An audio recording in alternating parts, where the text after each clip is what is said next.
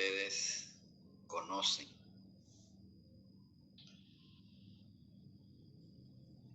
Los puntos que vamos a tocar en relación a la tuberculosis son, es decir, nuestra agenda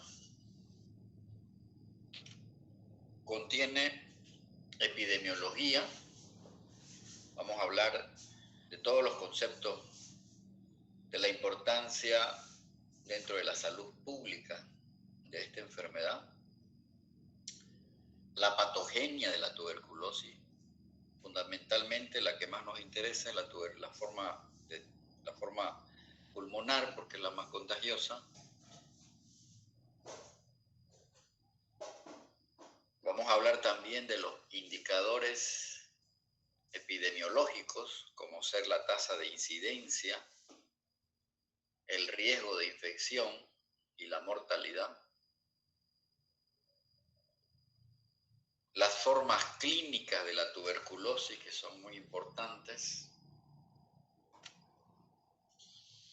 El círculo epidemiológico de la tuberculosis. ¿Cómo hacemos el diagnóstico?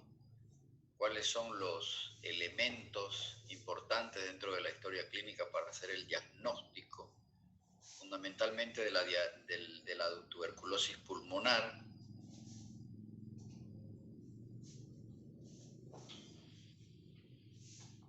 Y el tratamiento. Aunque dentro del diagnóstico también vamos a tocar la pareja TB-VIH, la coinfección, muy importante. Esta es una diapositiva tomada del Ministerio de Salud, del Programa Nacional de Control de la Tuberculosis, y es del año 2017. Fíjense, en nuestro país se detectaron 7.664 casos. Y fíjense ustedes que Santa Cruz es el departamento con más casos de tuberculosis. Le sigue La Paz, Cochabamba. Entonces, por eso la importancia de tratar una enfermedad que es muy importante como problemática de salud pública.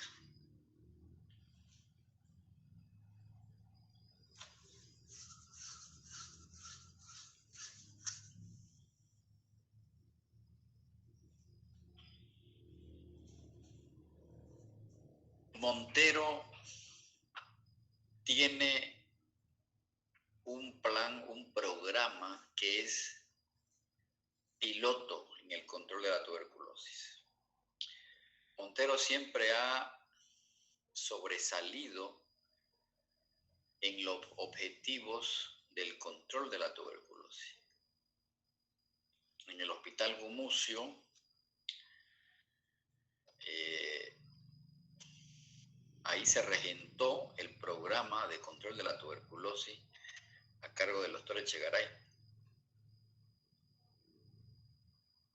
Importantísimo ha sido lo que ha hecho este centro piloto de control de la tuberculosis, porque inclusive ha venido gente del interior del país a capacitarse acá en este centro piloto. Entonces siempre Montero ha liderizado la lucha contra la tuberculosis.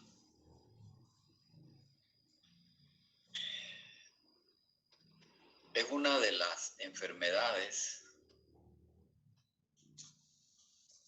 más mortíferas dentro de las enfermedades infecciosas. Yo creo que la tuberculosis no va a desaparecer, obviamente, ¿no? Porque allí donde hay pobreza, allí donde hay hacinamiento, como es una enfermedad social, va a existir siempre la tuberculosis. Yo siempre lo he escuchado al doctor Echegaray decir, hay que hacer vaciloscopía hasta los muertos, porque es sumamente frecuente, ¿verdad? Es una enfermedad infecciosa, transmisible, de evolución crónica,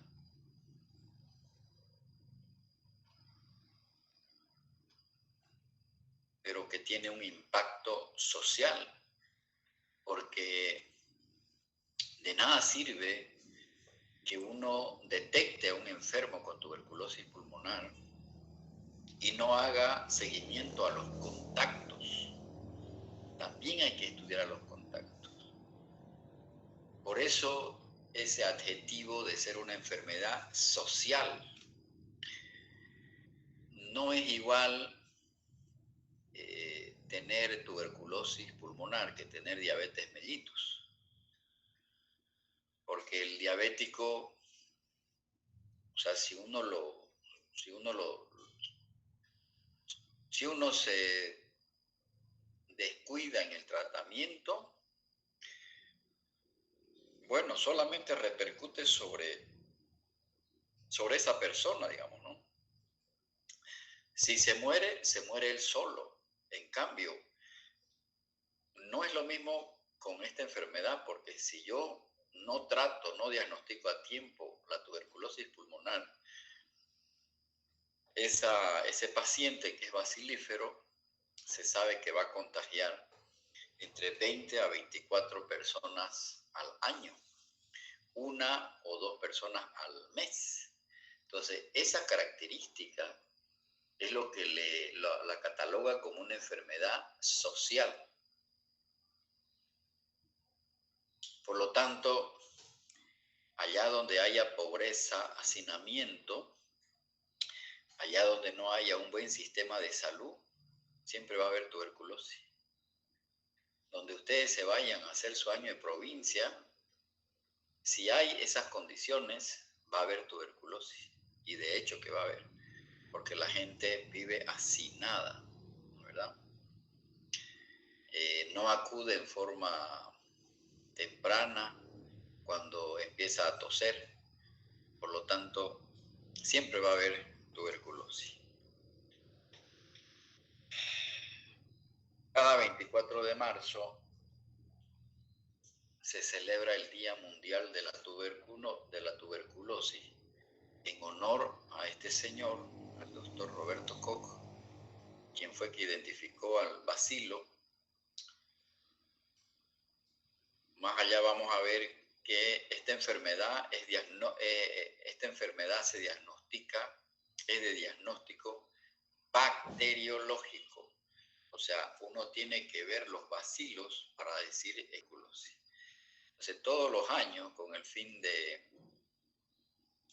concienciar a la población, se festeja el Día de la Tuberculosis el 24 de marzo en honor al nacimiento de este señor, ¿verdad? ¿Qué características? ¿Por qué tanto cuesta controlar? ¿Por qué el paciente con tuberculosis necesita un tratamiento tan largo de 8 meses y con 4 drogas? Tiene unas características muy interesantes el bacilo de Koch. Tiene una pared celular muy gruesa y eso es lo que hace resistente a la decoloración con el ácido y alcohol. Por eso se llama bacilo ácido alcohol resistente. Tiene una longitud de 1 a 4 micras. Es de multiplicación lenta, fíjense, de 14 a 24 horas. El hombre es el reservorio y es la fuente de la infección. Este es un concepto sumamente importante para tomarlo en cuenta. Si yo detecto la fuente de la infección, es un avance muy importante. O sea, cuando yo diagnostico a un bacilífero, estoy tratando el problema por la raíz, porque el reservorio y la fuente es el mismo hombre bacilífero, el que tiene una caverna y está expectorando bacilos. bacilos a través de la expectoración. El bacilo de Koch no tiene toxinas, tiene antígenos. Es una bacteria que se comporta como un parásito estricto, aeróbico. Por eso es que tiene predilección por los lóbulos superiores de los pulmones, porque estas zonas son las más aireadas. Como es eminentemente ávido de oxígeno, por esa razón es que cuando uno solicita una placa de tórax, las lesiones tiene que buscarlas en los lóbulos superiores. Mismo cuando yo examino a mi enfermo, no debo dejar de ocultar la región de los vértices pulmonares, en regiones supraclaviculares, en los huecos supraclaviculares, porque ahí se proyectan los lóbulos superiores. Ese concepto es muy importante. Más que examinar las bases, el tercio medio, hay que examinar al paciente los lóbulos superiores. ¿Cuál es el círculo epidemiológico de un enfermo bacilífero? El círculo epidemiológico de la tuberculosis. El enfermo bacilífero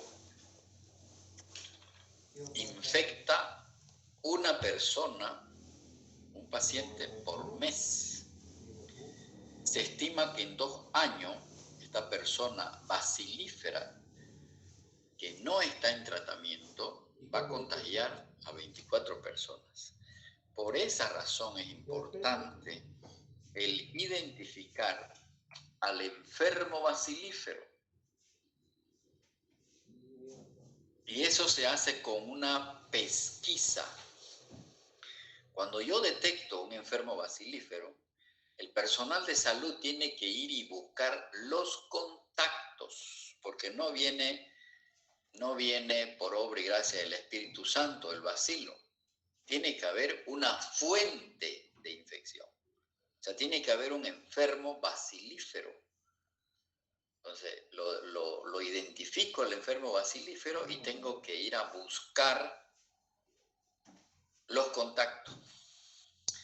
Se estima que el 10% de los infectados, es decir, de 100 personas infectadas, el 10% van a desarrollar tuberculosis. Y la mitad de los nuevos enfermos son también contagiosos para otras personas.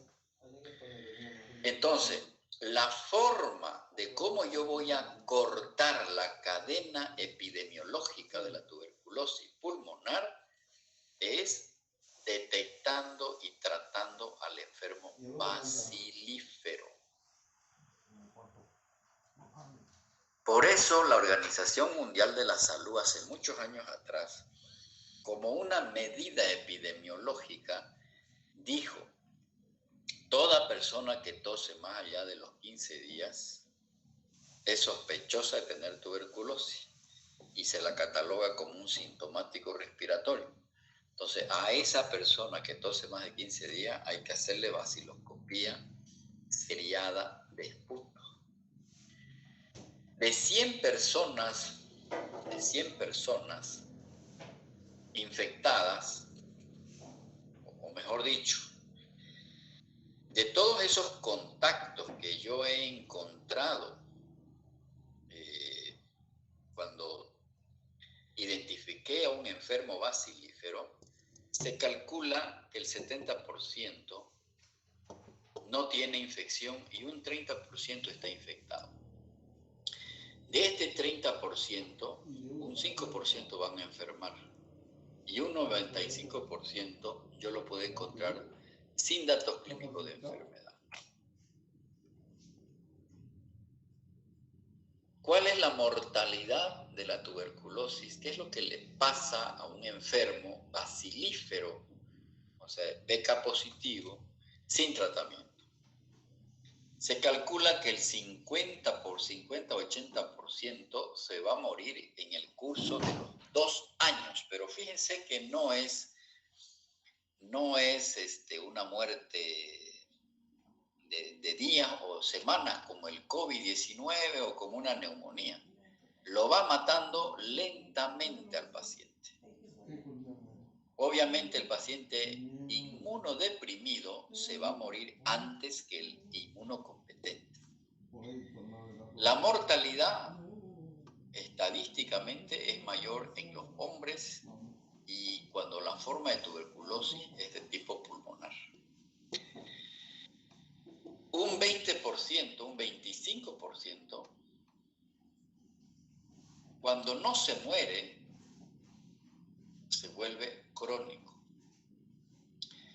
Y muy curioso es que del 10 al 25% pueden curar espontáneamente. Qué interesante. Esto sí es en los inmunocompetentes. Hay una lucha entre el bacilo de Koch y el sistema inmune del ser humano. Pero fíjense que tiene una alta mortalidad, 50% en el curso de los años. Y estos pacientes que se vuelven crónicos pueden curar, pero con secuelas. Esa es la evolución natural de la tuberculosis sin tratamiento. Es 50 veces más frecuente entre los contactos que entre la población general. De ahí la importancia. Por esa razón es que el personal de salud, cada vez que identifica a un paciente bacilífero, tiene que ir a estudiar los contactos. Si no estudia los contactos, pues es una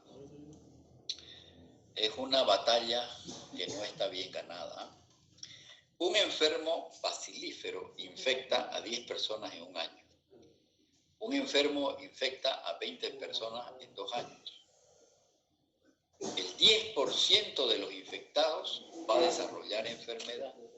¿Y de qué depende para que este 10% se enferme?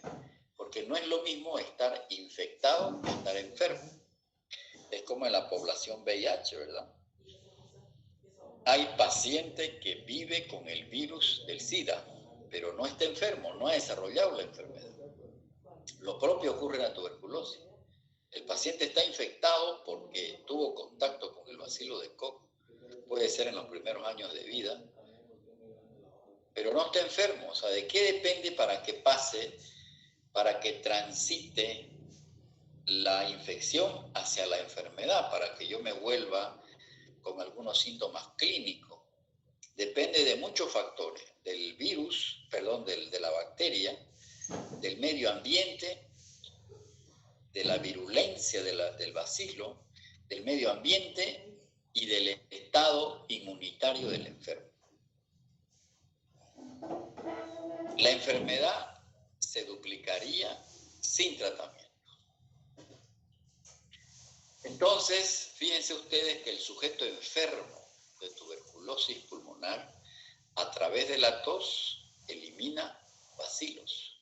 Este es un enfermo bacilífero. Lo más probable es que este paciente tenga una caverna tubercular. El contacto, la persona que convive con él, inhala los bacilos. Estos bacilos llegan a los alvéolos. Allí son fagocitados por los macrófagos y se desarrolla lo que se llama la primoinfección tuberculosa, con lesiones mínimas o sin lesiones. Dependiendo de las defensas, este bacilo se puede diseminar por vía hematógena o por vía linfática. Entonces, todo depende. La mayor parte de la primoinfección tuberculosa, que se llama, se da en la población infantil y la mayor parte de las veces es asintomática. Solo un 5 a 10% puede desarrollar clínicamente una enfermedad. Para los países donde la tuberculosis no era un problema de salud pública, El año 1985 prácticamente acá empieza la hecatombe por el VIH. Se reactive una infección latente. 7 a 10% tiene riesgo un paciente portador del VIH cada año a que se reactive la tuberculosis. Eso, en una persona inmunocompetente que no tiene VIH, esta posibilidad no es cada año, sino en toda su vida. Por lo tanto, el VIH incrementa en 100 veces el riesgo de desarrollar tuberculosis. Se estima que infectados VIH corresponden al 30 a 50% del total de los casos de tuberculosis. Entonces, los factores de riesgo que explican el por qué un infectado pasa a desarrollar la enfermedad, la pobreza, el contacto con el bacilífero, el VIH y el estar en estado de hacinamiento, como en las cárceles, en los orfanatos, en las guarderías infantiles hay mucho riesgo. También estos factores, la edad, factores genéticos, la silicosis, la diabetes, por ser una enfermedad en la que el sistema inmunológico se altera, enfermedades malignas, insuficiencia cardíaca crónica, la enfermedad renal crónica terminal, todos estos factores son factores de riesgo para que un enfermo que está infectado con el bacilo de Koch, que ha tenido contacto en algún momento de su vida, esos bacilos de estar dormidos despierten y se genere enfermedad. Por esa razón es que yo, cuando estoy haciendo la historia clínica de un enfermo que sospecho de tuberculosis pulmonar, debo investigar todos estos factores, corticoides, inmunosupresores. ¿Quiénes son los que toman corticoides? Los pacientes con artritis reumatoidea, los pacientes que tienen una enfermedad inmunológica, una de las más frecuentes es el lupus. Entonces, una paciente con lupus y que toma corticoides, hay que estar atento, hay que olfatear, porque en algún momento, al ser el corticoide una droga que deprime el sistema inmunológico, puede volver presa fácil para que ese bacilo que está dormido despierte. Los pacientes que toman inmunosupresores, que son los pacientes con cáncer, el embarazo, obviamente la enfermedad más importante como expresión de un sistema inmunodeprimido es el VIH, la drogadicción, malnutrición. El personal de salud, como personal de salud nosotros tenemos mucho riesgo, y el estar privado de libertad también corre riesgo. No sé si alguno de ustedes ha tenido la experiencia de ir y visitar a las personas que están en la carceleta de Montero. Es increíble en el estado de hacinamiento en que se encuentra. Por esa razón es que cada cierto periodo de tiempo a esos enfermos se les hace vaciloscopía, se les hace un tamizaje de radiografía de tórax, vaciloscopía, porque ellos están con mucho riesgo de desarrollar, de pasar, de transitar de infección a enfermedad. Infección no es lo mismo que enfermedad.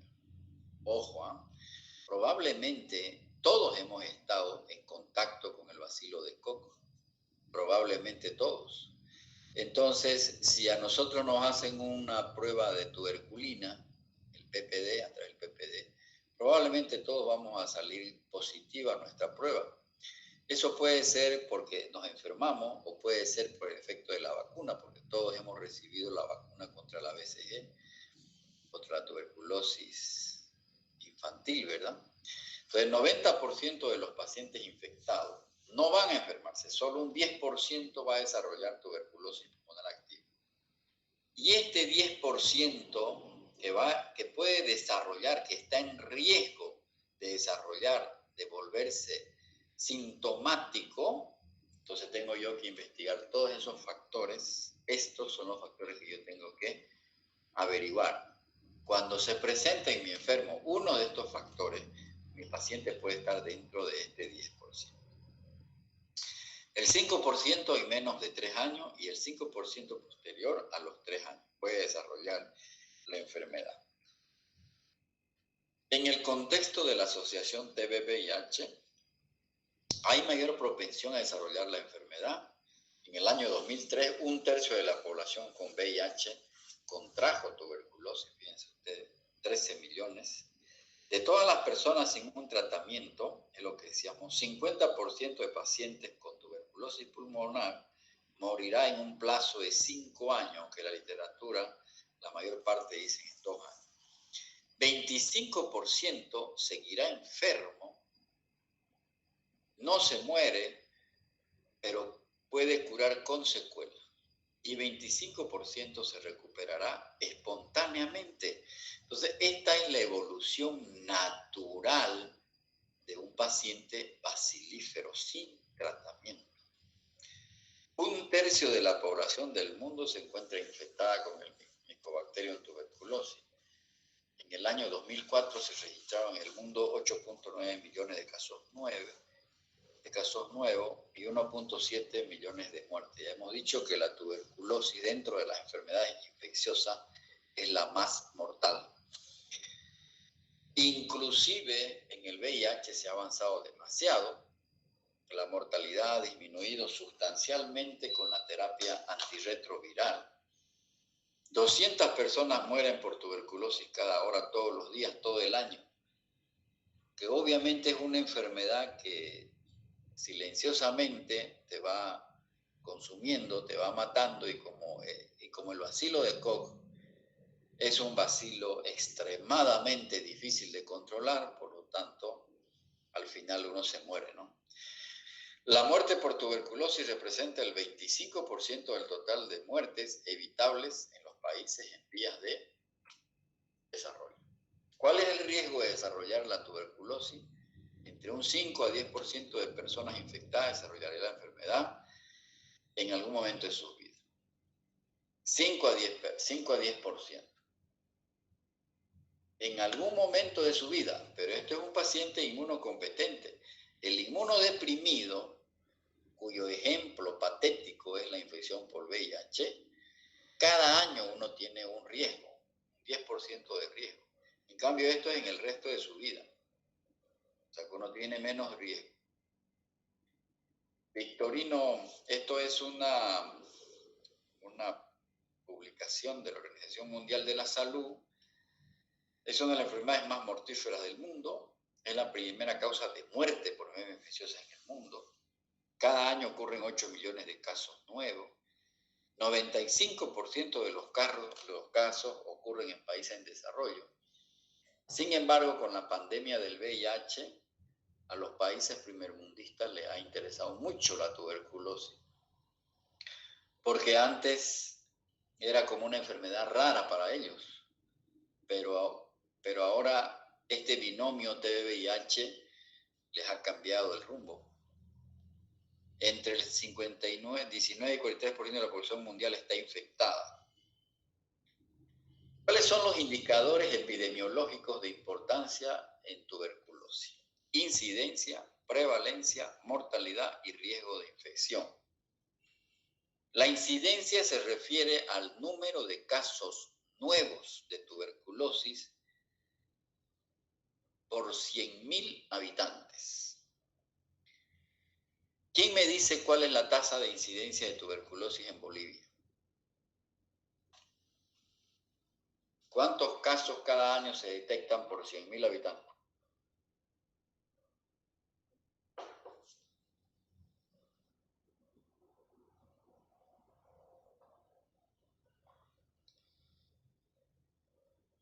Vamos, jóvenes.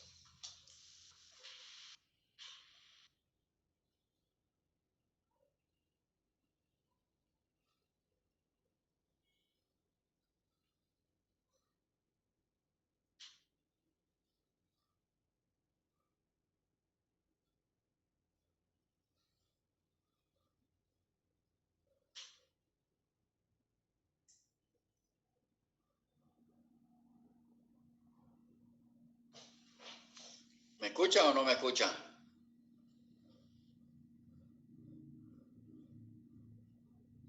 Sí, doctor, se escucha. ¿Cuánto es la tasa de incidencia de casos nuevos de tuberculosis en Bolivia?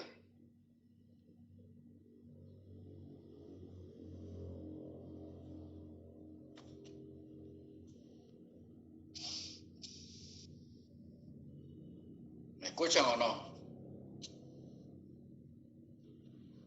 ¿De 2 a 3%, doctor? 4.5%. ¿Escuchan? Sí, doctor, se escucha. ¿Y por qué no responden? Si no estoy hablando de una enfermedad rara, estoy hablando de una enfermedad común y corriente. No creo que por primera vez estén escuchando de tuberculosis. ¿Cuánto es la tasa de incidencia, o sea, de casos nuevos?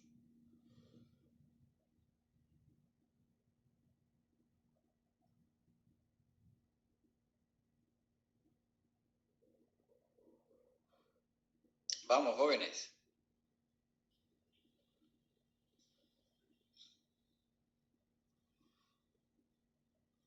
Sería, doctor, 117 casos por 100.000 habitantes. 80 a 130 casos nuevos por 100.000 habitantes. O sea, si Montero tiene 100.000 habitantes, aunque tiene más, cada año yo debería detectar 80 a 130 casos. O sea, la tasa de incidencia ha ido mejorando, obviamente. Probablemente esté menos de 80, digamos, ¿no? Pero hay países que han controlado muy eficientemente la tuberculosis. Por ejemplo, Chile tiene 13 casos por 100.000 habitantes. La mortalidad es muy alta, es la que decíamos anteriormente. El riesgo de infección es del 10%. Una persona infectada con el bacilo de Koch tiene riesgo de enfermarse, de presentarse ya sintomáticamente la enfermedad, un 10% durante toda su vida. ¿Y en qué momento puedo desarrollar la enfermedad? Tengo que buscar esas enfermedades que deprimen el sistema inmunológico. El concepto de sintomático respiratorio lo acuñó la Organización Mundial de la Salud con la finalidad de detectar en forma temprana al paciente bacilífero. A este paciente que tose más de 15 días hay que hacerle baciloscopía seriada de esputo, ¿no es verdad? Estas son las formas patogénicas de la enfermedad. Fíjense que este hombre, esta es una diapositiva de tiempos muy remotos, tal vez de la época de Hipócrates. Este es un enfermo ya terminal. Probablemente con o sin tratamiento se va a morir. Entonces, detectar tuberculosis cuando está el enfermo así, ya es batalla perdida por el bacilo. Lo ideal es detectarlo a tiempo. Entonces, patogénicamente la enfermedad tuberculosa se presenta de estas formas. La primoinfección es la que se da cuando por primera vez llega el bacilo de Koch a nuestros pulmones. Se ve en niños.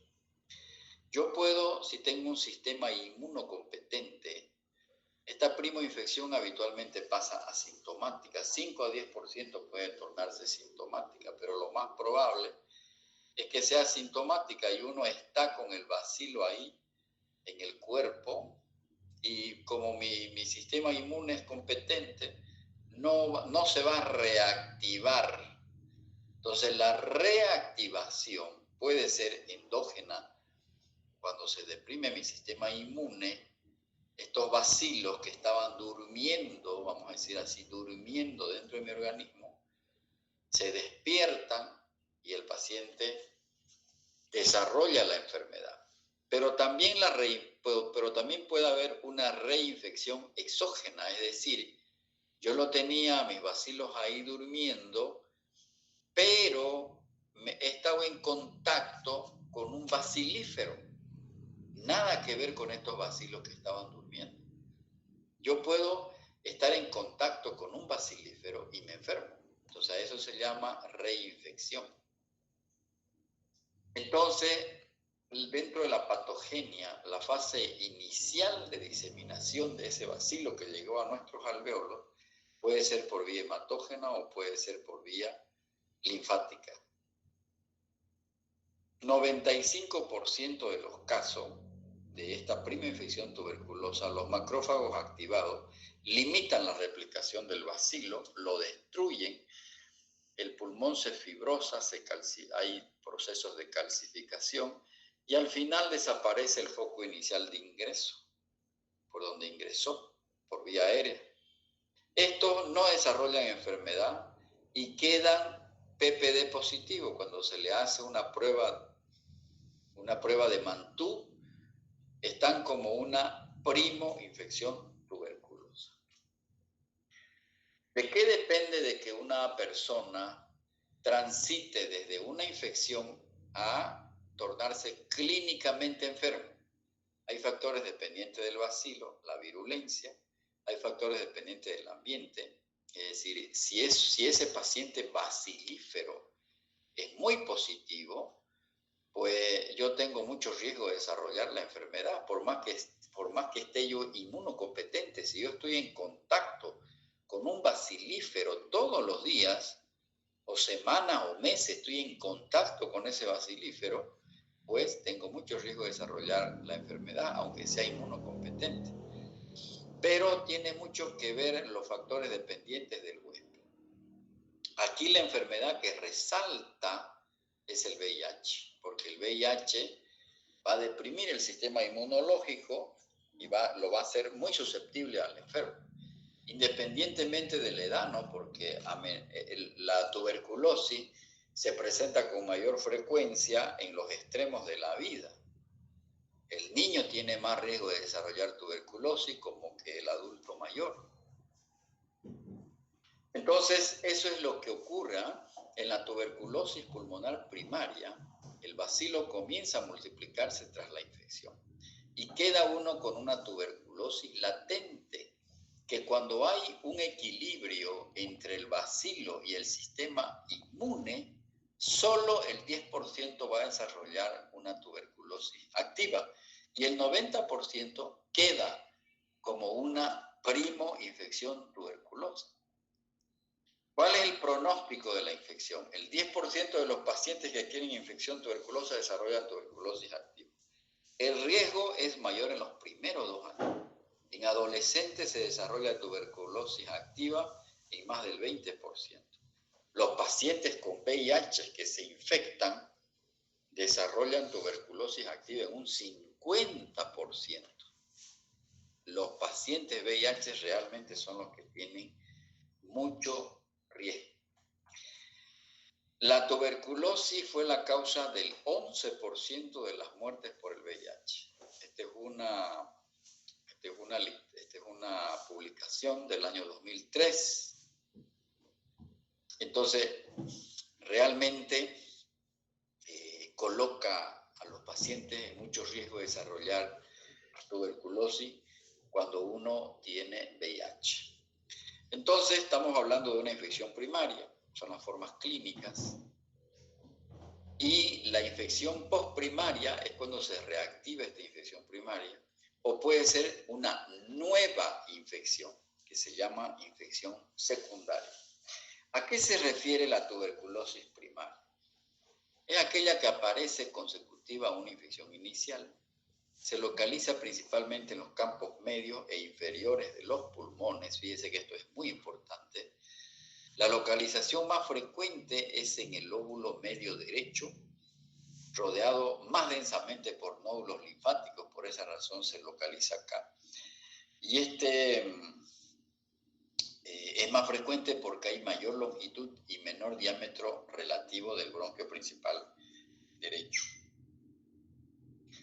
La tuberculosis primaria, aquella que hemos tenido en niños, es limitada en el 95% de los casos. Ocurre generalmente en niños, afecta con mayor frecuencia los pulmones, generalmente cursa asintomática, por eso dice es limitada en el 95%. Los focos desaparecen en 6 semanas, cicatriza por fibrosis o por calcificación, y uno, ¿cómo va a saber que tuvo una tuberculosis primaria? Por la prueba de Mantoux, por la prueba de la tuberculina que va a salir positiva. La que más nos interesa en esta clase y la que más nos interesa desde el punto de vista de la salud pública, de la epidemiología, es la tuberculosis del adulto. Es la forma más prevalente y más contagiosa de la enfermedad. Aparece como una manifestación de las siempras hematógenas de la reactivación de un foco, tuberculoso, o por reinfección exógena.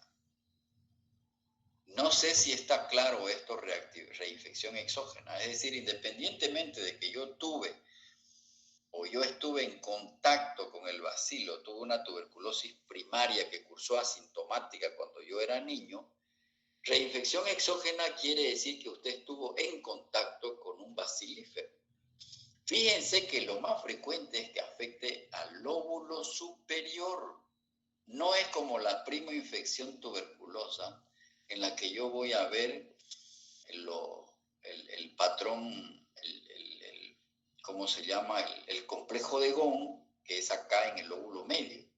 La tuberculosis del adulto más se localiza en el lóbulo superior, en los lóbulos superiores. Entonces, de esta enfermedad estamos hablando, de la tuberculosis postprimaria. También se llama secundaria, de reactivación del adulto, o reinfección endógena.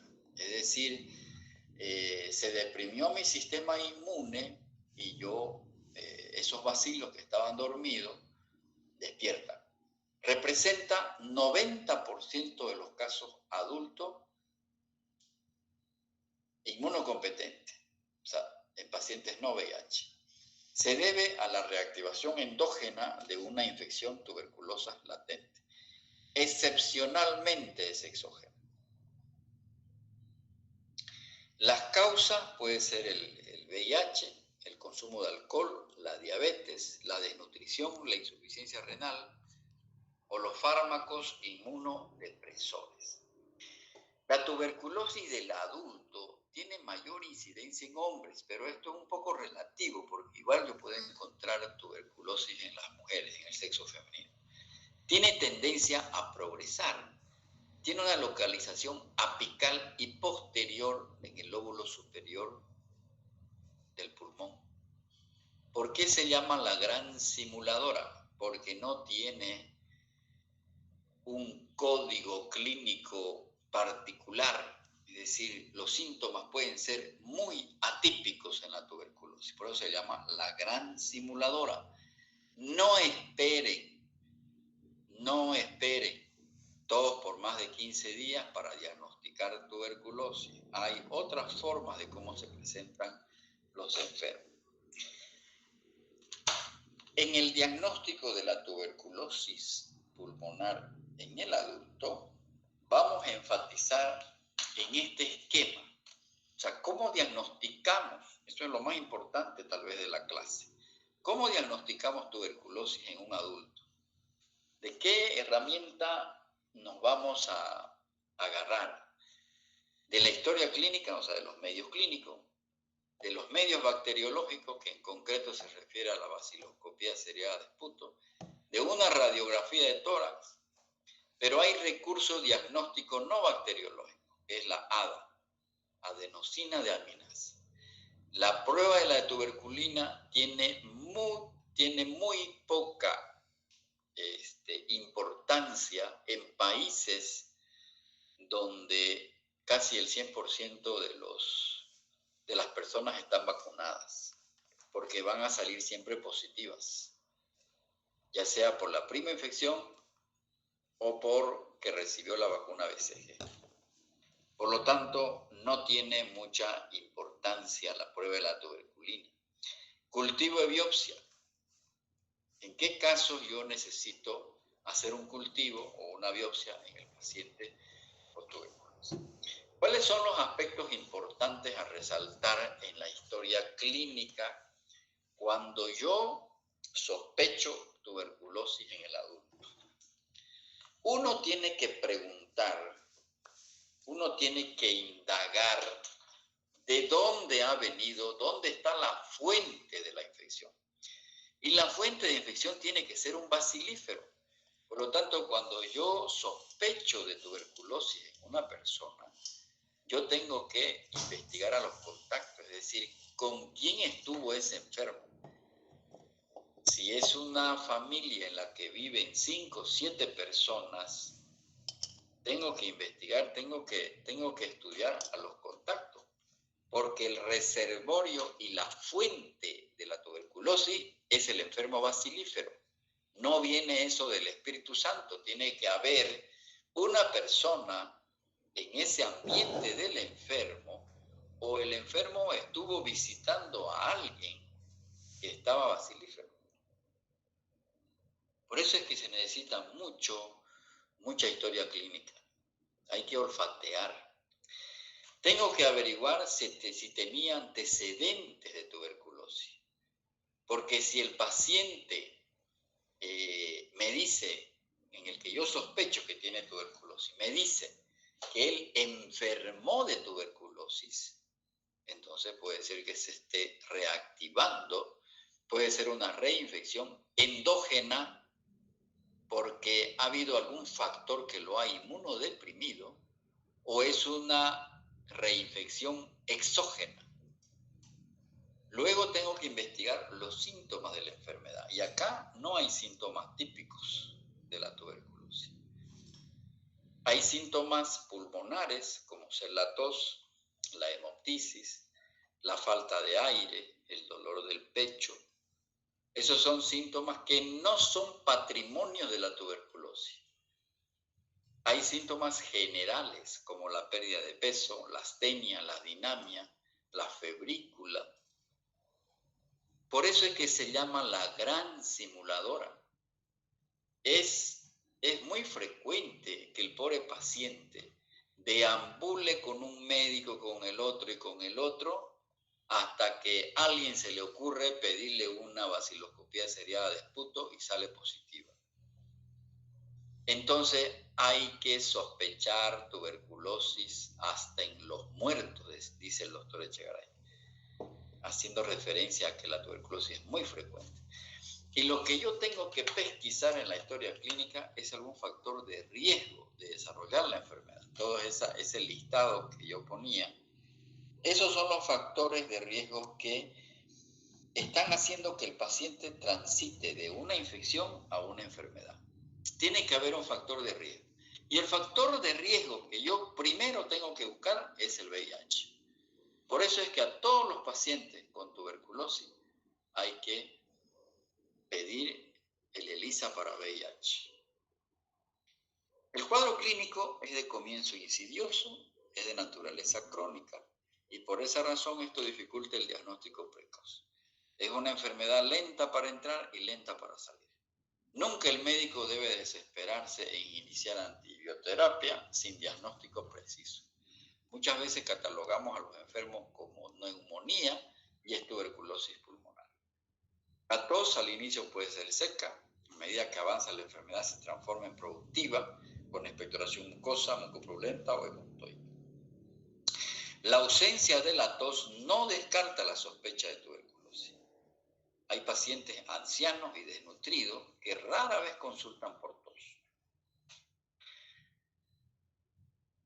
Recapitulando, la tuberculosis postprimaria, la del adulto, la que nos interesa, tiene inicio insidioso. Tos, pérdida de peso, fatiga, fiebre y sudoración nocturna, dolor torácico y disnea. Ninguno de estos síntomas es patrimonio de la tuberculosis. Esto también puede ser bronquiectasia, un absceso pulmonar o un cáncer de pulmón. hay efectos sistémicos de la tuberculosis. Hay síntomas sistémicos: fiebre, pérdida del apetito, fatigabilidad fácil, sudoración nocturna, pérdida de peso, irritabilidad, malestar general. Por eso se llama la gran simuladora. No se puede confiar el médico en los indicadores típicos de la tuberculosis. La fiebre y pérdida de peso son síntomas importantes. El patrón radiológico es muy variable. Con la pandemia del VIH, cada vez hay más tuberculosis extrapulmonar y diseminada. El diagnóstico diferencial es muy amplio. Hay muchas enfermedades que simulan tuberculosis, desde una neumonía, pasando por bronquiectasia, cáncer de pulmón, enfermedad pulmonar obstructiva crónica. Entonces, lo confunde al médico. 10 a 20% de los casos de tuberculosis no tienen síntomas al momento del diagnóstico. ¿Cómo yo voy a sospechar tuberculosis? Paciente que tiene que tener factores de riesgo y tiene que tener una clínica sugestiva. El PPD tiene valor limitado. La radiografía de tórax se impone en un paciente cuando yo me enfrento a un enfermo que tiene factores de riesgo y tiene clínica sugestiva. Sin embargo, es la vaciloscopía seriada de esputo la que me va a confirmar el diagnóstico de tuberculosis. Resulta que hay otros síntomas que pueden hacer sospechar tuberculosis, hay que tenerlo en cuenta. La disfonía, la ronquera y la disfagia dolorosa pueden hacer sospechar de una TB laríngea. Es decir, el bacilo de Koch también puede afectar la laringe y el paciente puede venir por disfonía, por ronquera y por disfagia. Se dice que la TB laríngea es la más contagiosa de todo, más que la forma pulmonar en sí, la TB laríngea. Muchas veces el examen físico es inespecífico, puede ser completamente normal o evidenciar estertores, roncus, sibilancias, soplo tubárico, soplo anfórico. Puede el paciente tener acropaquia. Entonces, no hay ningún síntoma, signo específico. La vaciloscopía sigue siendo el método más barato, más accesible, rentable para hacer diagnóstico de la tuberculosis pulmonar. Se necesitan 5.000 a 10.000 bacilos por milímetro cúbico de esputo para detectarlo al bacilo. Es positiva en un 65% de los casos cuando se procesan 13 esputos, 95% en forma cavitaria, frente a un 30% con una muestra aislada. La vaciloscopía en países, en zonas de alta prevalencia, como países pobres como el nuestro, es altamente específico para tuberculosis. Identifica a los enfermos que corren riesgo de morirse. Obviamente, un bacilífero es un paciente que está expectorando bacilo, es sumamente contagioso, debe tener una caverna. Por esa razón es el que nos interesa y el que más puede morirse. Y por otra parte, identifica a los más propensos a transmitir la enfermedad. ¿Cómo se informa la vaciloscopía? Una cruz indica que de 100 campos observados, el técnico va a encontrar de 10 a 99 bacilos. Dos cruces, cuando al observar 50 campos, encuentra 1 a 10 bacilos. Y tres cruces, que es el más contagioso, cuando al observar 20 campos, encuentra de los 20 campos más de 10 bacilos por campo. Entonces, de la forma de cómo se informa la vaciloscopía seriada de esputo. ¿De qué otro recurso diagnóstico nos sirve para hacer diagnóstico de la tuberculosis? Hace muchos años atrás ya se utiliza la ADA, adenosindeaminasa. Es un marcador de actividad linfocitaria. Se encuentra elevada en tuberculosis de la serosa y en la meningitis tuberculosa, o sea, en el derrame pleural y en el derrame pericárdico, en el derrame peritoneal, es decir, en la ascitis yo puedo encontrar.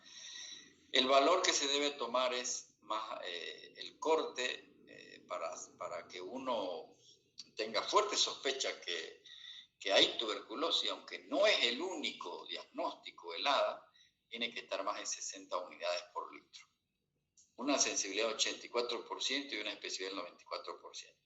Sin embargo, por desgracia, en los pacientes que tienen derrame pleural, por ejemplo, también los procesos cancerosos pueden dar ADA alto, más de 60 o más de 40.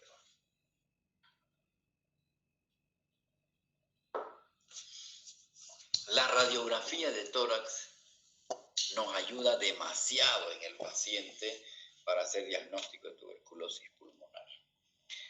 Es el primer método de diagnóstico por imágenes y en la mayoría de los casos solo necesitamos radiografía de tórax. En el gumucio durante muchos años, hasta antes del 2013, cuando llegó el tomógrafo, los pacientes se diagnosticaban simplemente con clínica, con vaciloscopía y con radiografía de tórax. Cuando llegó la tomografía al gumucio el año 2013, yo creo que hemos exagerado porque a todos los pacientes le piden tomografía. El primer estudio debe incluir las proyecciones postero-anterior y lateral. Una radiografía de tórax normal tiene un alto valor predictivo negativo, pero especialmente en pacientes inmunocompetentes. Es decir, si yo tengo un paciente con síntoma sugestivo de tuberculosis y le pido una radiografía de tórax y me sale normal, lo más probable es que no tenga tuberculosis. Pero no existen signos específicos de tuberculosis en la radiografía. Las manifestaciones radiológicas dependen de factores del huésped, edad, más que todo de la inmunosupresión. Esto es algo que voy a tocar en VIH, en TB-VIH. La anatomía patológica en muestras de biopsias, pleural, ganglionar, transbronquial, dérmica, ¿qué es lo que va a encontrar el anatomopatólogo? Un granuloma caseificante, que es característico de la tuberculosis. En la tuberculosis primaria, lo que se va a observar son linfoadenopatías iliares, los ilios, hasta un 96% en niños, siendo también observable en adultos con HIV. Pueden haber opacidades parenquimatosas, consolidación localizada frecuentemente en los lóbulos inferiores y en el pulmón derecho. En la tuberculosis primaria estamos hablando de los niños. Pueden haber opacidades intersticiales, la forma miliar es la más común, y se ve usualmente en niños e inmunocomprometidos. Derrame pleural, que habitualmente es unilateral. Pacientes con larga evolución de la tuberculosis o secuelas de tuberculosis puede reconocerse por una desviación de la tráquea con distorsión de la anatomía. Aquí la sombra de la tráquea está desviada hacia el lado derecho. Hay paquipleuritis, hay engrosamiento, y este es el signo de campaña, en tienda de campaña. Por procesos fibrocicatrizales es como si jalara esta fibrosis el hemidiafragma derecho. Lo más frecuente de la tuberculosis del adulto es que afecte a los lóbulos superiores. Hay una cosa muy interesante en la tuberculosis. La resolución de las anormalidades radiológicas es lenta. La radiografía de tórax no es el mejor método de vigilar la respuesta al tratamiento.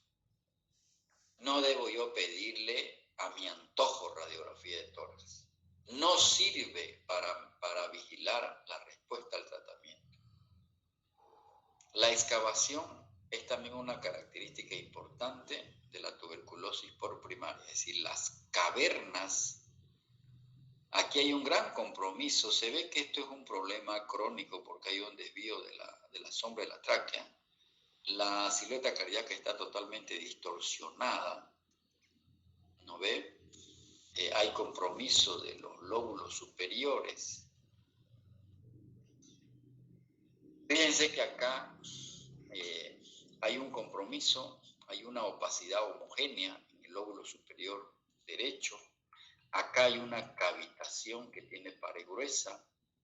Esta cavitación, como está en el lóbulo superior izquierdo, lo más probable, con clínica compatible, es que sea tuberculosis.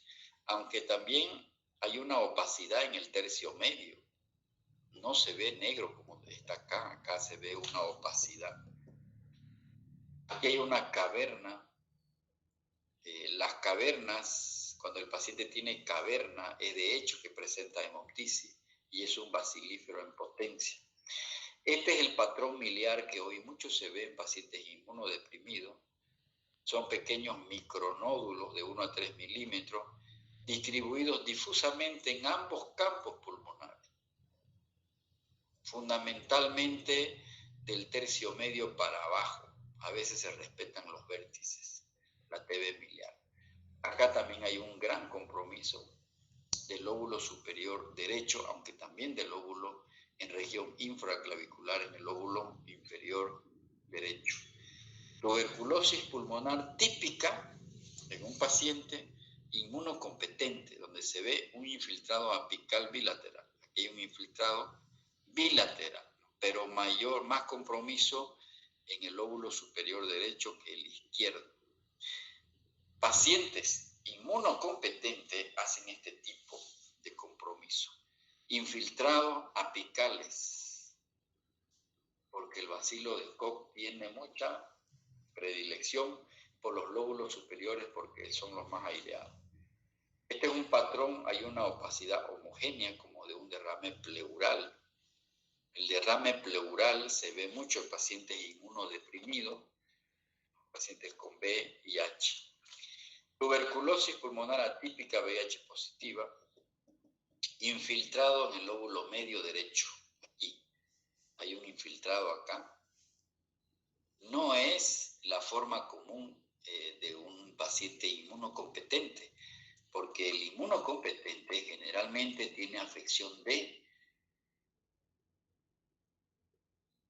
apical de los lóbulos superiores. Entonces, estas formas así, cuando es miliar o cuando afecta al lóbulo medio, es por inmunodepresión. Infiltrado intersticial bilateral, aquí hay una neumonía por neumocistis carini, TB miliar, neumonía típica. O sea, acá hay un compromiso de la región iliar, ambos ilios, este ilio derecho y el ilio izquierdo. No es frecuente que en el inmunocompetente afecte los lóbulos medios, generalmente afecta a los lóbulos superiores. Y este es el patrón miliar. Aquí los microorgánulos son más pequeñitos, aquí son más toscos, más gruesos. El patrón miliar. La tomografía nos ayuda demasiado y nos permite, es decir, la tomografía nos da datos más exactos de la tuberculosis.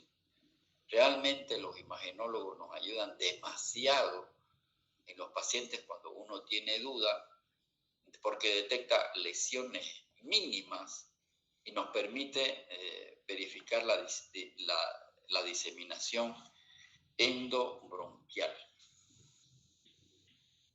Hay diferentes formas de presentación de la tuberculosis. Por ejemplo, este es un síndrome muy frecuente de impregnación basilar que se llama. El paciente puede estar postrado en cama, no siempre tose porque no tiene fuerza para toser, tiene síntomas generales, astenia, dinamia, pérdida de peso, febrícula, vespertina, solución nocturna, aunque puede tener síntomas respiratorios, pero pueden ser mínimos. Este síndrome de impregnación basilar Hay que sospecharlo y se confunde mucho con pacientes que están desnutridos. Y uno sospecha por el mal estado general que puede ser un cáncer. A veces es difícil hacerle vaciloscopía porque para que tosan tienen que tener buena mecánica respiratoria, tienen que tener una musculatura para que puedan toser, si no tosen. Entonces hay que sospechar en pacientes que están postrados en cama, que la familia cree de que está desnutrido, que tiene un cáncer y es una tuberculosis. Hay que pedirle una radiografía de tórax e intentar que expectore para hacerle vaciloscopía. La hemoptisis es una de las formas más frecuentes de presentación de la tuberculosis pulmonar. Si un paciente tiene hemoptisis en países pobres como el nuestro, lo primero que uno debe pensar es que es tuberculosis. Y si tiene hemoptisis es porque tiene una lesión cavitada. Y lo más frecuente en el lóbulo superior. Es una forma frecuente de consulta y motivo de internación. Habitualmente todos estos enfermos tienen un poco disminuida la hemoglobina por el mismo sangrado. Y cuando uno le pide un hemograma puede que no tenga leucocitosis, porque si tiene leucocitosis uno tendría que sospechar en neumonía. Pero habitualmente no tiene. En pacientes del área de evolución de la tuberculosis, uno puede tener una radiografía con una distorsión importante que ya le hemos visto. Entonces, fíjense cómo nos confunde muchas veces. ¿Por qué? Porque la tuberculosis a veces no afecta los glóbulos blancos. Pueden estar normales, 9.800, 11 gramos, pero tiene una lesión acá. Una lesión en el lóbulo superior, un infiltrado, una imagen así como de una neumonía, pero resulta ser que es nomás tuberculosis. El derrame pleural es otra de las presentaciones muy frecuentes, fundamentalmente ahora se está viendo mucho en pacientes con VIH. La disnea es el síntoma cardinal. En pacientes con VIH suele ser masivo y frecuente. Si todo derrame pleural, sobre todo en un paciente joven, hay que sospechar que pueda haber detrás un VIH. Cuando se examina el líquido pleural, es un exudado con predominio linfocitario y va a tener ADA por encima de 40 o 60. Rara vez se aísla el bacilo. Son tuberculosis paucibacilares que se llaman, tienen poca población de bacilo. No siempre se puede hacer vaciloscopía en esto y generalmente sale negativo. Es de fácil diagnóstico. En pacientes inmunocompetentes no siempre existe compromiso del estado general. Es cierto eso. Hay muchos enfermos que vienen con clínica de derrame pleural y uno lo ve en buen estado general. Cuidado de que sea un VIH. Y en pacientes jóvenes es muy frecuente el derrame pleural. La tuberculosis miliar es una forma que se está viendo mucho ahora con la pandemia del VIH. Acá hay una diseminación hematógena. Este es un paciente que por este compromiso existe una inmunodepresión. Gran compromiso del estado general, generalmente tienen estos enfermos. Habitualmente requieren internación y el factor de riesgo es la inmunodepresión. Generalmente TB miliar hay que sospechar que el paciente está con VIH. Semiología pulmonar pobre la ocultación, obviamente el problema es intersticial. Yo voy oculto los pulmones de estos enfermos y no encuentro nada. ¿Por qué? Porque no es alveolar el compromiso es intersticial. ¿Por qué se llama TB miliar? Porque el patrón micronodular se asemeja al grano de mijo. Por esa razón se llama así TB miliar. Esta es la TB ganglionar en paciente joven, a lo que se llama la escrófula. Otra forma de tuberculosis ganglionar. Esto se drena, se lleva anatomía patológica y fácilmente se detecta el bacilo de coco. Entonces, en la radiología, una TB miliar es por una siembra difusa, hay numerosos nódulos, hay opacidades puntiformes de 1 o 2 milímetros, son nódulos finos que por radioscopía pasan inadvertidos, pero también hay nódulos intersticiales. Entonces, esta es la forma de TB miliar en la que uno tiene que sospechar que hay una inmunodepresión aquí lo vamos a dejar, jóvenes. Vamos a dejar para el miércoles el abordaje de la TB-VIH, que es muy importante. Es decir, por la importancia y por la frecuencia de la coinfección TB-VIH, yo les ruego que ustedes lean un poco de TB-VIH en el libro de Medicina Interna de Harrison. ¿Alguna pregunta tienen?